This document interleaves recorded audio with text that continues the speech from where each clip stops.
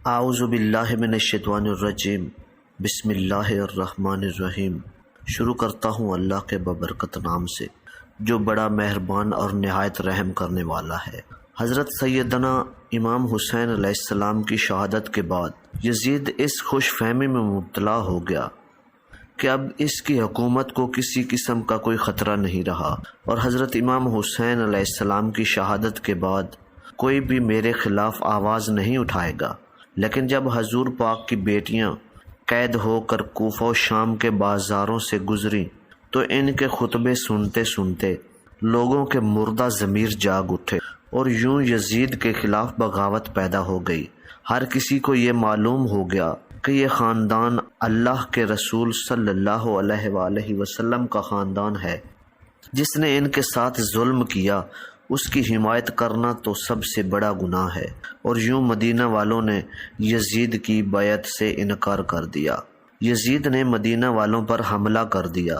تاریخ میں لکھا ہے کہ یزید نے مدینہ پر حملہ کیا اور 3 دن یزید کی فوج مسجد میں گھوڑوں کو باندھ کر اصحاب رسول کے ساتھ بے حرمتی کرتے رہے، اور یوں مکے سے بھی یزید کے خلاف بغاوت ہونے لگی۔ اس پلید نے خانہ کعبہ پر حملہ کیا اور اسے آگ لگا دی۔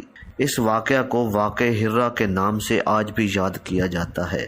اب ہر کوئی یزید پر لعنت بھیجتا تھا، اور جب یزید کسی کو بھی اپنے خلاف دیکھتا تو اسے قتل کروا دیتا۔ لیکن کہتے ہیں نا کہ اللہ تعالیٰ کی عدالت انصاف کرتی ہے، اور اس کے ہاں دیر ہے مگر اندھیر نہیں۔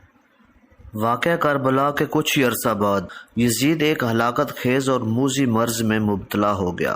پیٹ کے درد اور آنتوں کے زخموں کی تکلیف کی وجہ سے وہ ایک ایک پل تڑپتا رہتا تھا۔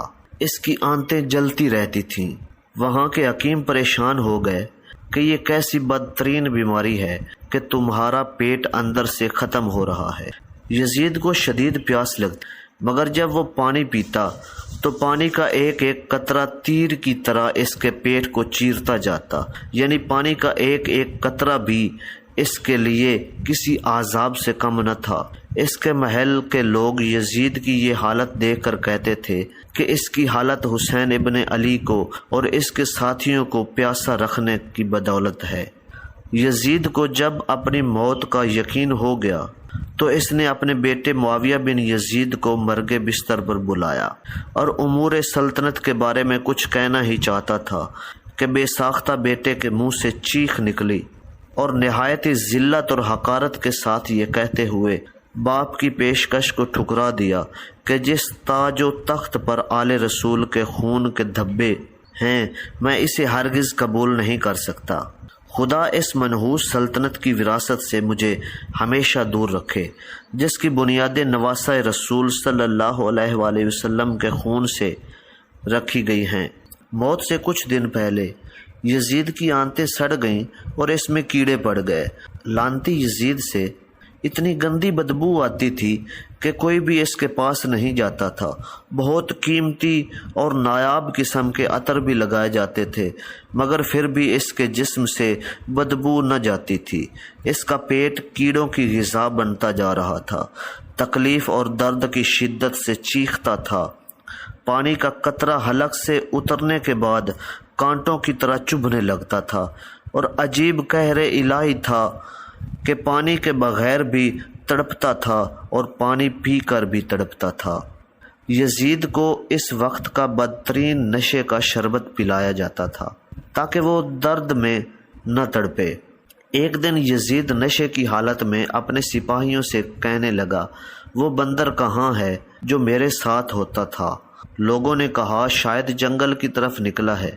وہ اپنے گھوڑے پر سوار ہو کر جنگل کی طرف نکلا تو گھوڑے نے یزید کو اپنی پیٹھ سے گرا دیا، اور یزید کا پاؤں گھوڑے کی رکاب میں پھنس گیا اور گھوڑا دوڑتا رہا، اور یزید زمین پر گھسیٹتے گھسیٹتے اس کا سر ایک پتھر سے ٹکرایا۔ گھوڑا بھاگتا رہا یہاں تک کہ یزید کا پورا جسم ٹکڑے ٹکڑے ہونے لگا۔ چند روز تک اس کی لاش کو چیل کوے کھاتے رہے۔ بالآخر سپاہی اس کو ڈھونڈتے ہوئے اس کے پاس پہنچے۔ اس کی لاش میں ایسی ہولناک بدبو تھی کہ قریب جانا بہت مشکل تھا۔ ایک گڑھا کھود کر اس کی لاش کو اس میں دفن کر دیا گیا۔ یزید کی لاش گندگی کے ڈھیر کے نیچے دبی ہوئی ہے۔